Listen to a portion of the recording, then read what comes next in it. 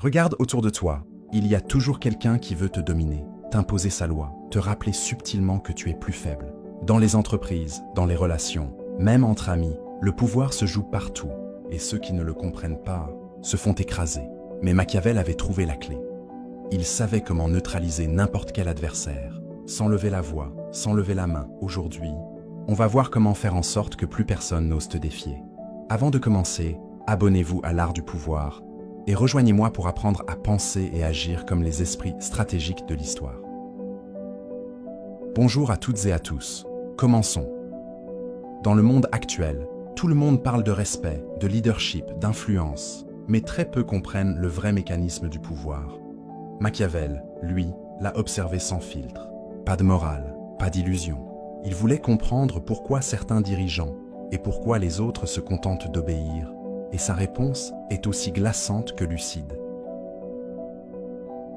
Machiavel, penseur de la Renaissance, conseiller politique dans une Italie déchirée entre trahison et guerre. Il a vu les hommes au pouvoir de près.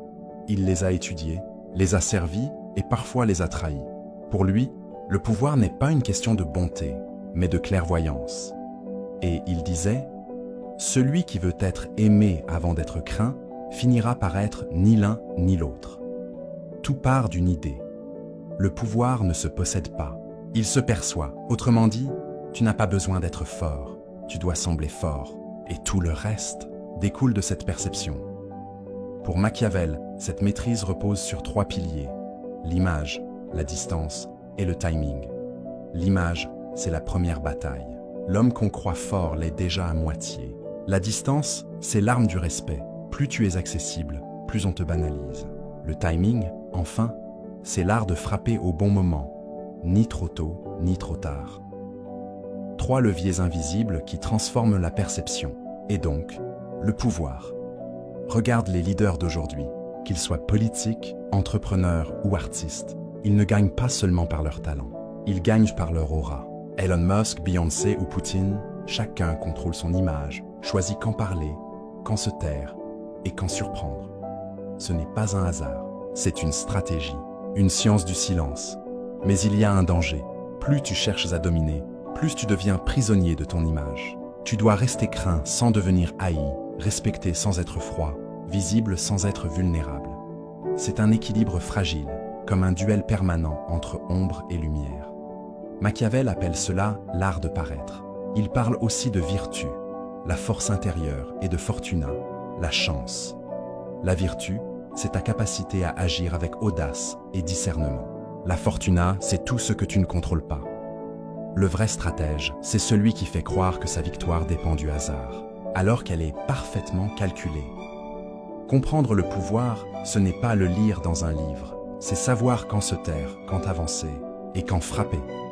Comme un musicien qui sent le rythme avant de lire la partition.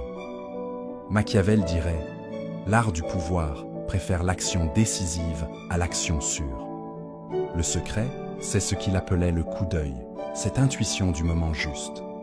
Dans une salle de réunion, sur un ring, ou même dans un débat, tu dois savoir quand le regard de l'autre vacille. C'est là que tout se joue. Le pouvoir n'appartient pas à celui qui parle le plus fort, mais à celui qui voit avant les autres. À la fin, Machiavel ne prêche pas la manipulation. Il nous enseigne une lucidité. Si tu ignores les lois du pouvoir, quelqu'un d'autre les utilisera contre toi. La vraie sagesse n'est pas d'éviter le pouvoir, mais de l'habiter sans s'y perdre. Alors, retiens ceci. Celui qui veut être aimé finit souvent trahi. Celui qui inspire la crainte aveugle finit seul. Mais celui qui comprend comment naît la crainte et comment la transformer en respect, celui-là devient intouchable. Même dans l'art du pouvoir, la raison doit toujours finir par l'emporter. Parole de philosophe.